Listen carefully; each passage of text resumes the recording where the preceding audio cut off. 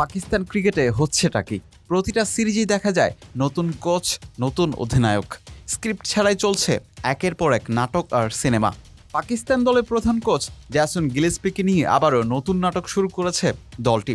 PCB সাদা বলের head coach গারি কারস্টেনের পদত্যাগের পর অস্ট্রেলিয়ান সাবেক তারকা ফাস্ট বোলার গিলেস্পিকে লাল বলের সঙ্গে সাদা বলেও দায়িত্ব দেওয়া হয়েছে। চলমান অস্ট্রেলিয়া সিরিজে গিলেস্পিকে সরিয়ে নতুন প্রধান কোচ হতে চলেছেন বর্তমান নির্বাচক কমিটির আহ্বায়ক আকিব জাভেদ। রবিবার এমন খবর প্রকাশ করে ক্রিকেট বিষয়ক ওয়েবসাইট ESPN ক্রিকইনফো।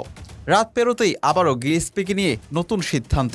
এখনই অজি তারকাকে বরখাস্ত করছে না পাক বোর্ড।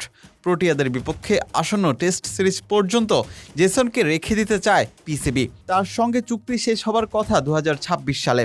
কারস্টেনের বিদায়ের পরেই 3 সংস্করণে প্রধান কোচের দায়িত্ব তুলে দেওয়া হয় গিলেস্পির কাঁধে। আপাতত চ্যাম্পিয়ন্স ট্রফি পর্যন্ত হোয়াইট বলের দায়িত্ব পালন করার কথা ছিল। পাকিস্তান ক্রিকেটের প্রতিটি সিদ্ধান্ত একটি মিউজিক্যাল চেয়ার। কখন কে চেয়ারে বসবেন নিশ্চিত করে বলা যায় না। টেস্ট ক্রিকেটের সঙ্গে বাকি 2 ফরম্যাটে দায়িত্ব নেওয়ার পর কোনো পারিশ্রমিক বাড়ানো হয়নি গিলেস্পির। পাকিস্তান ক্রিকেট বোর্ড বাড়তি কোনো অর্থ দিতে রাজি হয়নি, আর তাতেই বাধে বিপত্তি। নতুন কোচ খুঁজতে শুরু করে পিসিবি। যতদূর জানা গেছে, গিলেস্পির সঙ্গে আনুষ্ঠানিকভাবে এখনও কোনো কথা বলেনি পাক ক্রিকেট বোর্ড।